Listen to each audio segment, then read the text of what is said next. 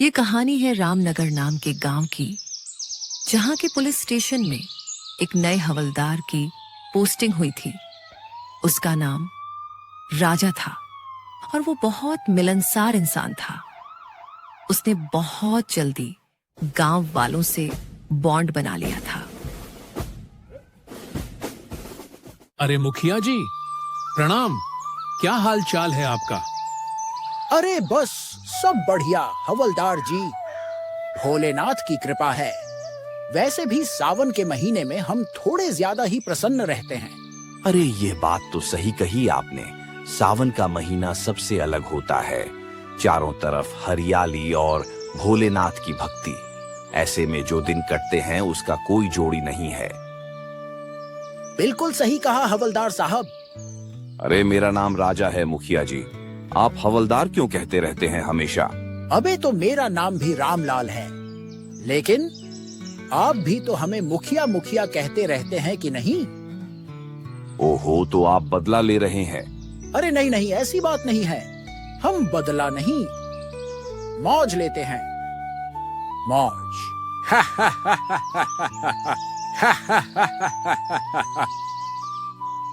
राजा हवलदार हंसते हुए वहां से चौकी की तरफ चला गया। रामनगर के सभी बाशिंदों के बीच में ऐसे ही तालमेल बैठा हुआ था। वो गांव एक परिवार के जैसा था। सीमा, खाना दे दो, फिर मैं खेत पर जाऊं। हाँ, ये लीजिए। तुम ना होती तो मेरा क्या होता? मैं खिला देती। अरे शांति चाची, आओ आओ। कैसी हो? मैं तो अच्छी हूँ, बस तुमसे बात करने आई हूँ। ये पवन खेत पर चला जाए, फिर बात करूंगी। हैं? क्यों? मेरे सामने क्यों नहीं कर सकती? तुझे औरतों की बातों में क्यों घुसना है? चल भाग यहाँ से। तीनों हंस पड़ी और पवन खेत पर चला गया। शांति चाची ने जैसे ही सीमा को अकेला पाया, वो अपनी बातों की पोटली खोलकर बैठ गई। पहले तो हल्की फुल्की गपशप, मोहल्ले की बहुओं की बातें, और फिर धीरे धीरे असली मुद्दे की तरफ वो बढ़ी। सीमा बेटा, तेरे से एक बात करनी थी। वैसे तो बड़ी बात नहीं है, पर मन में खटक रही है 2 दिन से। अरे चाची, आप तो डराने लगी। बोलिए ना, क्या बात है? हमारे घर से चांदी का लौटा गायब हो गया है। मेरी अम्मा का दिया हुआ था, बहुत प्यारा था मुझे। अरे आपने शायद किसी को दे दिया होगा इस्तेमाल के लिए। चांदी का लोटा भला किसी को क्यों दूंगी? ये बात भी सही है, कहीं रखकर भूल तो नहीं गई आप? सीमा ने पूरा घर छान मारा, रसोई, ओझारा, पिछवाड़ा, लेकिन चांदी का लोटा कहीं नहीं मिला। सीमा चुप रह गई, लेकिन तभी उसे कुछ और याद आया। उसकी भी कुछ चीजें गायब थीं। अरे चाची, एक बात बताऊं, परसों से मेरी एक जोड़ी पायल भी नहीं मिल रही है। इधर सीमा शांति की बातों का सिलसिला खत्म नहीं हुआ था। उधर पूरे गांव में कुछ ना कुछ गायब होने की खबरें आने लगी। कहीं से गहने, कहीं से जूते, तो कहीं से किसी की साइकिल। यार, हमारे घर से तो 10,000 रुपए गायब हैं। बताओ कौन चोर है जो इतनी सफाई से चोरी कर रहा है? यार, मेरी वो महंगी वाली घड़ी भी नहीं मिल रही। भूत उठा ले गया क्या उसे?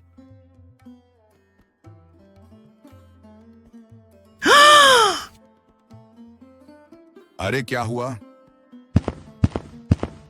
पवन, मेरी अंगूठी, मेरी सगाई की अंगूठी कल रात अलमारी में रखी थी, अब नहीं है। अरे अरे, ये क्या मजाक है? यहाँ तो सचमुच नहीं है। सीमा, किसने चोरी की है? शोर मच गया। गांव के लोग जमा हो गए। सभी के चेहरों पर डर और चिंता साफ झलक रही थी। इतने शांत गांव में ऐसी घटनाएं, यह तो अपशगुन जैसा लगने लगा। अरे क्या हुआ? किसने शोर मचाया हुआ है भाई? राजा भैया, मेरी बीवी की जो है अंगूठी चोरी हो गई है। अलमारी में रखी थी पर अब नहीं है। हमारे गांव में ये क्या हो रहा है? कौन है जो सबके घरों से चीजें उठा रहा है? अरे अरे, सब शांति रखो। हम भी चौकी में इस पर बात कर रहे थे। खबर पक्की है, एक गिरोह आया हुआ है इस इलाके में। वो घरों की जानकारी जुटाता है और फिर सामान गायब करता है। कितने लोग हैं यह तय नहीं है, 2, 4 या 10 भी हो सकते हैं। अरे हमारे गांव में तो कभी तालाब भी नहीं लगता था दरवाजों पर, अब तो दिन में भी डर लगने लगा है भाई। अब से सब सतर्क रहें और जो भी बाहर का आदमी दिखे उसकी खबर मुझे दो। और हाँ, मैं आपकी अंगूठी की तलाशी में लग रहा हूँ। गांव में सनसनी फैल गई। जिस गांव में पहले गली की बकरी भी गुम हो जाती थी तो ढोल बज जाता था, अब वहां चोरी की घटनाएं आम हो रही थी।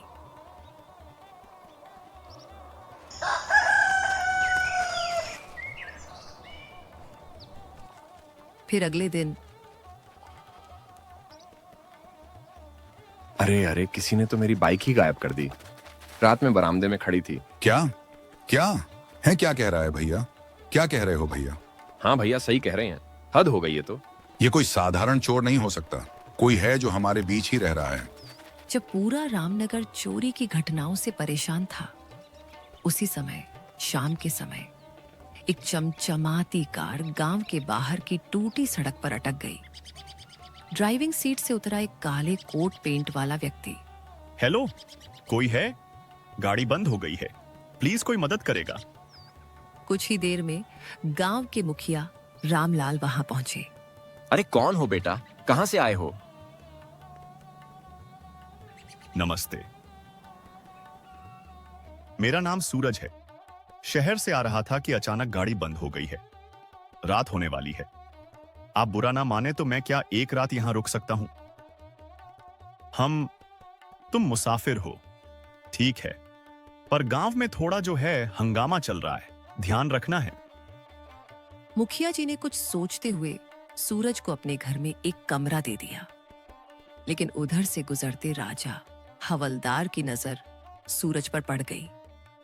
वो मुखिया के पास गया और बोला, मुखिया जी, ये कौन है? अरे है कोई मुसाफिर, सूरज नाम बता रहा है, कह रहा है कि गाड़ी खराब हो गई। एक रात के लिए रुकने को कहाँ है? सावधान रहिएगा। हाँ, जब से चोरी शुरू हुई है तब से कोई नया आदमी गांव में नहीं आया था, अब आया है, इस पर नजर रखिएगा। हाँ हाँ, समझ गया, अब यह मेरी नजर में है। सूरज मुखिया जी के घर में रुक गया।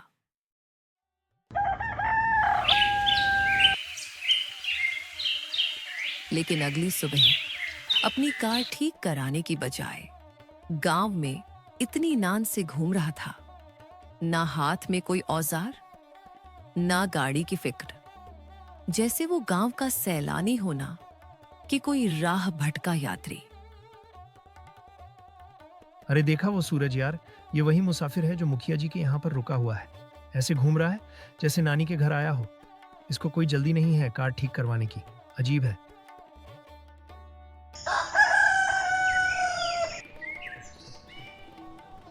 खबर आई कि बीती रात एक घर से मोबाइल चोरी हो गया। किसका मोबाइल गया? अरे मेरा, अरे चार्ज पर लगाया था। सोचा था कि रात को जो है चुनिया से बात करूंगा, लेकिन सुबह देखा तो गायब मिला भैया। अरे बेटा सूरज, तुम गांव में ऐसे मस्ती से क्यों घूम रहे हो भाई? तुम्हारी गाड़ी कब ठीक होगी? अरे मुखिया जी, पहली बार किसी गांव में आया हूं, थोड़ा एक्सप्लोर करना चाहता हूं। बहुत सुंदर गांव है आपका, शांति, हरियाली और हाँ, अपनापन भी। हाँ सुंदर तो है, पर तुम जो है अपनी गाड़ी पर ध्यान दो, वो ज्यादा जरूरी है। सूरज ने मुस्कुराते हुए सिर हिलाया, लेकिन गांव के लोगों की आंखों में अब संदेह गहरा होने लगा था।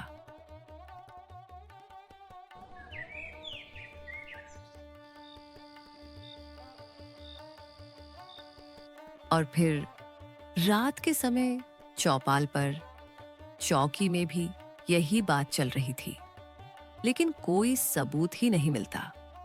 बेटा जल्दी कुछ करो। किस बात की चर्चा हो रही है? आप लोग इतने तनाव में क्यों हैं?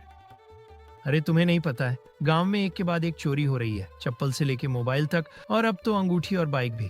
तो फिर जल्दी ही मुझे यहाँ से निकल जाना चाहिए। मैं आज ही मैकेनिक ढूंढता हूँ। पर उस दिन भी सूरज ने ना तो किसी मैकेनिक से बात की और ना ही खुद गाड़ी खोलने की कोशिश की। वो बस मुस्कुराता रहा, टहलता रहा।